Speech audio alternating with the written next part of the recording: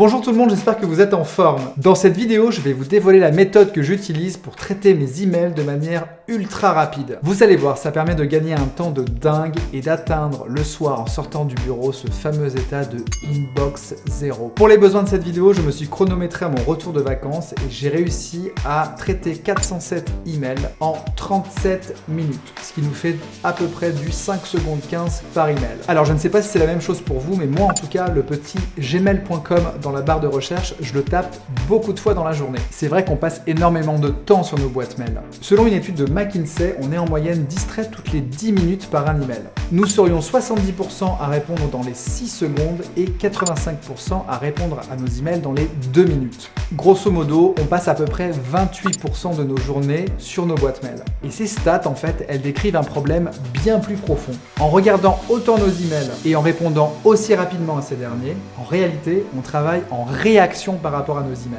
Et vous l'imaginez, en matière de productivité, on veut tout l'inverse. On veut plutôt être en contrôle de nos emails qu'en réaction. On passe finalement nos journées à répondre à des pings, à des stimuli, et pas forcément à travailler sur nos projets de fond. Et jour après jour, semaine après semaine, on se retrouve en fin de mois à se demander mais qu'est-ce qu'on a bien fait dans ce mois? Pourquoi est-ce qu'on fait du surplace? Donc dans cette vidéo, je vais vous montrer point par point comment reprendre le contrôle sur nos emails. On verra également comment les traiter à la vitesse de l'éclair pour in fine vous libérer du temps. Et ce temps, eh bien, vous pourrez le réinvestir dans vos projets d'importance. Et du coup, vous êtes plutôt en contrôle de vos emails ou en mode réactif? Laissez-moi un petit message dans les commentaires pour m'expliquer. Allez, on commence rapidement avec un tout petit peu de théorie. En réalité, notre boîte mail, on l'utilise pour beaucoup trop de choses.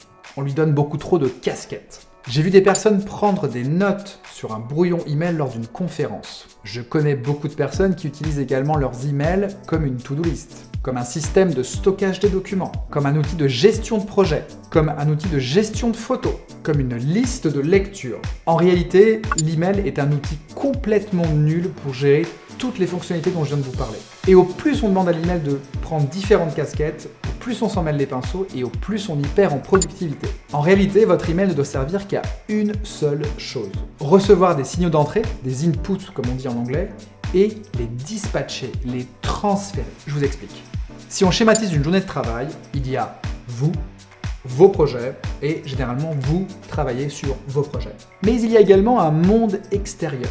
Et ce monde vous envoie des signaux toute la journée. Ces signaux, vous allez les récupérer. Donc, vous pouvez récupérer un signal en croisant un collègue au détour d'un couloir, en participant à une réunion.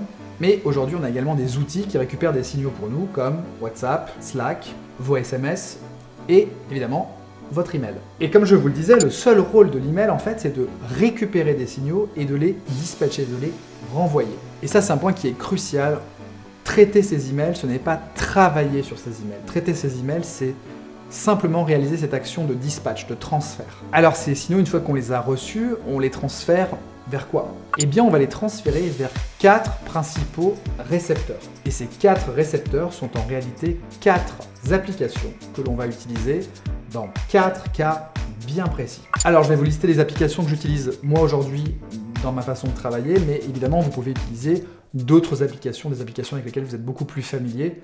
Aucun souci, à partir du moment où elles répondent aux exigences. Donc, chacun de ces receveurs, chacune de ces applications va s'occuper d'un signal d'entrée d'un mail particulier.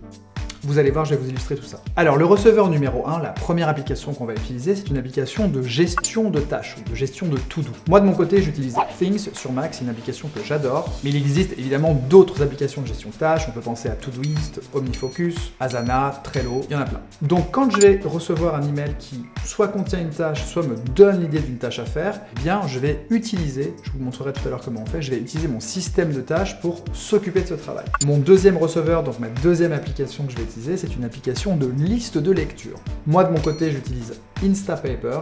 Et l'idée avec Instapaper, c'est que quand on va recevoir un email qui contient du contenu, alors pas une newsletter naze où on se dit voilà, il faudrait que je le lise, mais je m'en fiche un peu. Non, non, vraiment du contenu qui nous intéresse. On ne va surtout pas lire ce contenu tout de suite dans l'email. On va l'envoyer à son application de liste de lecture et on saura que l'article n'est pas perdu, il est dans l'application et on pourra le lire plus tard. J'insiste, plus tard. La troisième application qu'on va utiliser pour le troisième receveur, c'est tout simplement une application de calendrier. Quand je reçois un mail qui contient un rendez-vous, une date, eh bien je vais soit, dans la plupart des cas, pouvoir cliquer directement sur le petit bouton pour ajouter à mon calendrier, ou soit je vais simplement ouvrir mon application de calendrier et venir me dire tiens voilà, vendredi 17 à 10h, j'ai rendez-vous chez le dentiste. Je tire un petit créneau horaire, ok, c'est fini. Et enfin, quatrième et dernière application, le receveur numéro 4, ça va être une application de référence. Moi, mon appli, dans ce cas, c'est Evernote. Pareil, ça fait le job, c'est parfait. Donc là, on va traiter avec l'application de référence tous les emails qui comportent des pièces jointes, des documents qui sont importants. Donc ça peut être des factures EDF, ça peut être des papiers sur votre famille, ça peut être le planning de votre club de jiu-jitsu local. Voilà, c'est tous les documents que l'on veut stocker quelque part et on sait qu'ils sont dans Evernote et si on les recherche, ils seront dans Evernote et pas ailleurs. Alors je précise qu'il y a une réelle différence entre l'application de liste des lectures qui elle va contenir des articles un petit peu chauds du moment qu'on a envie de lire et l'application de référence qui elle va plutôt récupérer les contenus un peu plus froids et un peu plus long terme. Bon, on a fait le tour de la théorie, je vous propose maintenant de mettre les mains dans le cambouis et de vraiment mettre en place ce nouveau système de gestion de vos emails. Pour cela, on va utiliser Gmail, c'est une des plateformes les plus connues aujourd'hui, donc ça parlera au plus grand nombre. On va donc modifier la configuration de votre Gmail actuel et brancher ces 4 applications, ces 4 récepteurs. Et finalement, on apprendra 4 raccourcis clavier pour vous aider à traiter vos emails à la vitesse grand V. Vous allez voir, ça va très très vite. Mais avant cela, il y a un léger prérequis. Franchement, ça va vous prendre 20 minutes. L'idéal serait que vous n'ayez qu'une seule boîte mail à consulter durant vos journées. Alors, c'est pas très compliqué à réaliser, mais l'idée, voilà, c'est que si vous avez une boîte pro, une boîte sur un projet perso et une boîte perso, bien que vous soyez en mesure d'agréger ces 3 boîtes email sur une seule boîte email. En effet, si vous devez vous connecter à votre première boîte pro, appliquer la méthode, ensuite vous déconnectez, vous reconnectez à votre boîte perso, appliquer la méthode, vous déconnectez, vous reconnectez à votre boîte de projet, en fait, vous créez de la friction et la friction, c'est absolument pas ce qu'on veut dans ce type de projet. On veut aller vite, on veut du minimalisme, on veut de l'efficace. Donc voilà, petit conseil d'amis, prenez ces 20 à 30 minutes pour forwarder tous vos emails sur un seul compte Gmail. Ne vous inquiétez pas, dans ce compte Gmail, vous aurez toujours la possibilité de renvoyer un mail avec l'adresse que vous voulez, avec la signature que vous voulez. Je vous mets un lien en description pour vous expliquer comment faire. Alors c'est un prérequis, c'est pas une obligation. Honnêtement, ça va vous faire aller beaucoup plus vite. Allez, on se retrouve sur mon écran. Alors me voici sur mon Gmail. La première chose que je vais faire, c'est venir cliquer ici sur les paramètres, la petite roue dentée en haut à droite de l'écran, et je vais cliquer sur voir tous les paramètres. Dans paramètres général, je vais descendre un petit peu et je vais aller sur l'option avance automatique. Je vais caler cette option sur accéder à la conversation précédente plus ancienne. Ensuite, je descends un petit peu et j'ai le mode conversation qui regroupe les emails par objet, comme c'est bien indiqué. Je vais activer le mode conversation.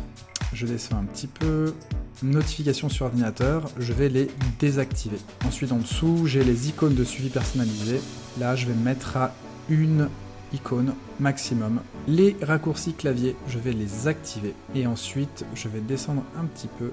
Les indicateurs de messages personnels, eh bien je ne veux aucun indicateur, aucune distraction. Donc voilà, ça c'était pour la partie paramètres général. De toute façon, ne vous inquiétez pas, je vais vous mettre à disposition une checklist avec l'ensemble des modifications à apporter à votre Gmail pour que ce soit beaucoup plus simple pour vous de le paramétrer. Ensuite, je vais me rendre dans la partie libellé. Dans la sous-partie libellé système, en fait, je vais masquer un maximum de libellés. Finalement, les seuls libellés que je garde, c'est messages envoyés, brouillon, tous les messages et mes spams. Tout le reste, les catégories et les libellés, je masque l'ensemble de ces points. Ensuite, on va se rendre sur paramètres boîte de réception. Mon type de boîte de réception sera par défaut. J'enlève les coches de promotion, réseaux sociaux, notifications, forum, je garde juste principal. Je vais ensuite descendre un petit peu et au niveau des marqueurs d'importance, je vais demander à n'avoir aucun marqueur. Je vais aller ensuite sur chat et Meet. Je désactive le chat et je désactive Meet, les visioconférences. Ça me permet d'être vraiment concentré sur mon email et de ne pas me faire embarquer dans un chat ou dans une visioconférence. Et enfin, je vais venir dans paramètres avancés et activer avance auto. Voilà, donc là on a un Gmail qui est vraiment bien paramétré pour être un bon dispatcher. Et maintenant je vais vous expliquer comment on va pouvoir brancher nos 4 receveurs. Allez, premier receveur à brancher lié aux tâches. Donc comme je vous l'ai dit, moi j'utilise l'application Things pour gérer mes tâches. Et ce qui est sympa avec Things, c'est que l'on a un raccourci clavier pour créer une tâche à partir d'une page web ou à partir d'un email. Pour cela, il faut que vous téléchargiez le Things Helper, ça se fait assez rapidement. Et une fois qu'il est installé, eh bien vous avez un petit raccourci. Chez moi, il est paramétré sur CTRL, ALT et espace. Et en fait, ce raccourci va vous permettre de capturer la page web sur laquelle vous êtes pour créer une tâche tout de suite. Donc voilà, ça c'est un exemple depuis cette page. Mais moi, ce raccourci, je vais l'utiliser quand je suis en train de gérer mes emails. Donc je vous montre un exemple tout de suite. Je suis en train d'essayer d'assainir ma cave pour en faire une pièce supplémentaire dans la maison. Et j'ai fait une demande de devis. Donc je viens de recevoir un email en fait ce matin, il y a 2 heures, qui me dit, s'agissant de l'expertise recherchée, vous pouvez joindre monsieur Mathieu au patati patata ou par email à l'adresse suivante. Donc quand je vois cet email, je sais tout de suite que c'est une tâche, donc je vais utiliser le petit raccourci de Things pour venir directement créer une tâche dans Things, et je vais bien la nommer, appeler l'expert humidité. J'ai juste à faire entrer, et voilà, mon email se transforme tout de suite en tâche. Je peux passer à la suite. Deuxième branchement, on en a parlé tout à l'heure, qui concerne tous les emails qui contiennent une date, un rendez-vous. Vous vous rappelez, on va créer directement ce rendez-vous dans notre calendrier. Exemple de la vie réelle, je viens de recevoir, donc vous voyez, il y a 57 minutes, un email pour une journée jardin, passer la tondeuse, couper les plantes, faire quelque chose de propre. Et donc voilà, quand je reçois ce type d'email, j'ai juste à cliquer sur oui pour le rajouter à mon calendrier. Alors si je ne reçois pas un mail aussi bien formaté, mais simplement par exemple un ami qui m'envoie un email en me disant est-ce que tu es prêt à aller boire un verre demain à 17h, et là ça me prend 2 secondes, je vais venir simplement sur mon agenda et demain à 17h, bim, je vais faire un nouvel événement, boire un verre. Donc voilà, ça c'est pour gérer tous les emails de type calendrier. Ensuite, pour brancher mon application de référence et de liste des lectures à mes emails, je vais simplement utiliser 2 raccourcis que je vais vous présenter. Donc je vais commencer par l'application de référence. Voilà, donc là admettons que je viens de recevoir un email avec une facture de Google. Partons du principe que je veux archiver cette facture, que je veux la garder dans mon Evernote. Et bien ce que je vais faire, c'est que je vais simplement appuyer sur la touche F de mon clavier pour faire forward, donc pour transférer. Et ensuite, je vais écrire Ever pour Evernote et vous voyez que j'ai un lien qui apparaît. En fait, c'est un email qui est connecté à mon Evernote. En transférant l'email à ce compte email, eh bien, la pièce jointe et le contenu du mail va être enregistré directement dans mon Evernote. Juste à faire envoyer et c'est tout bon. Et c'est la même mécanique que l'on va également utiliser avec notre application de liste de lecture. Voilà, j'ai reçu il y a quelques jours un article qui me plaît bien. Combien de temps est-ce que cela prend à des backlinks pour avoir une certaine efficacité en référencement naturel? J'ai envie de lire cet article.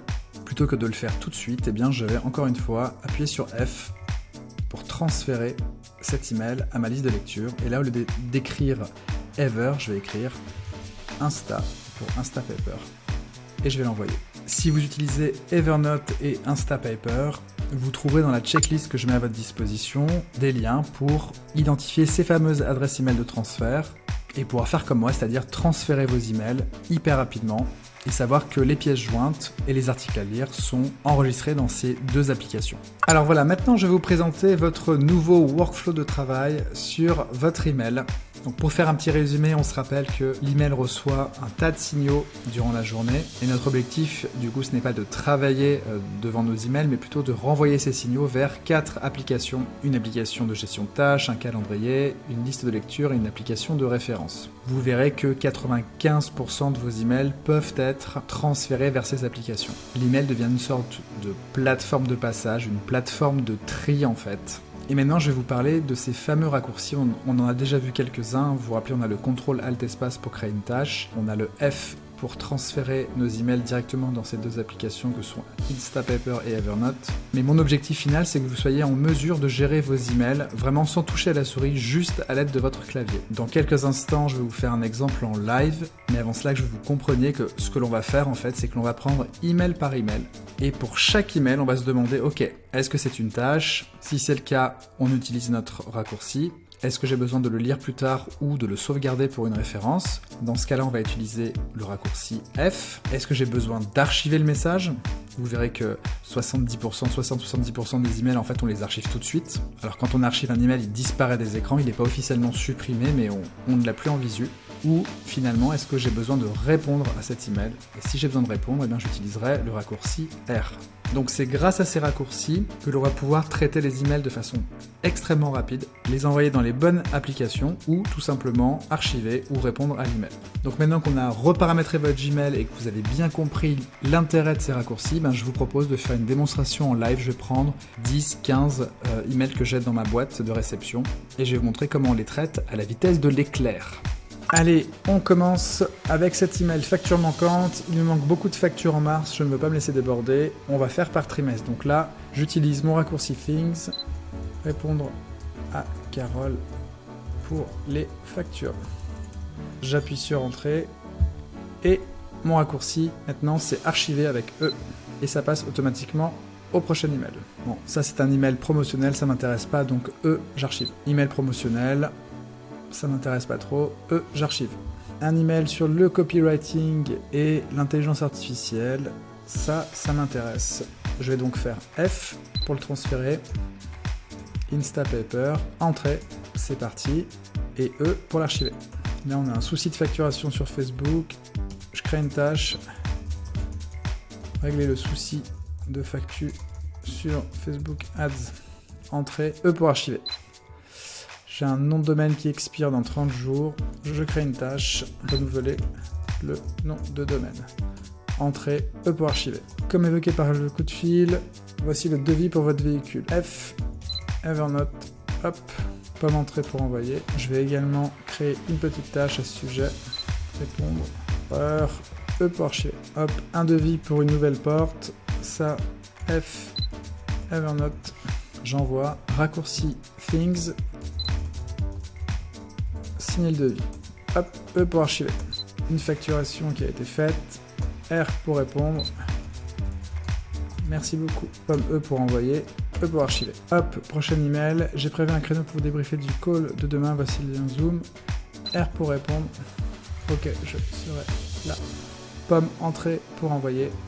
E pour archiver. Et voilà, donc j'espère que ce workflow, cette nouvelle manière de travailler dans vos emails est claire pour vous. Comme vous l'avez vu, on utilise 4 raccourcis très simples. À chaque fois qu'on traite un email, on ne revient pas à la page d'accueil de vos emails, mais on passe tout de suite au suivant grâce à la configuration qu'on a mis en place sur Gmail. Et donc vous voyez, j'utilise la souris simplement pour scroller vers le haut ou vers le bas et lire l'email, mais sinon je contrôle l'ensemble de mon flux de travail simplement avec ces raccourcis. Voilà, donc j'espère que cette vidéo vous aura été utile, que vous aurez changé un petit peu votre façon de voir les emails. Franchement, le fait de ne plus travailler sur ces emails, mais simplement de dispatcher les messages dans diverses applications et donc de prendre le temps après d'aller sur ces applications pour véritablement travailler, ça fait gagner énormément de temps. Si vous avez apprécié cette vidéo, merci de me mettre un petit like ou un commentaire, ou voire même les deux, ça me ferait vraiment super plaisir, ça m'indique que c'est ce genre de vidéo qui vous plaît, et ça me poussera donc à en faire de plus en plus. Je vous invite maintenant à regarder la description de la vidéo parce que j'ai mis plein de ressources, ça peut notamment intéresser ceux qui veulent aller un tout petit peu plus loin. De mon côté, je retourne à mes emails, et je vous dis à très vite pour la prochaine vidéo.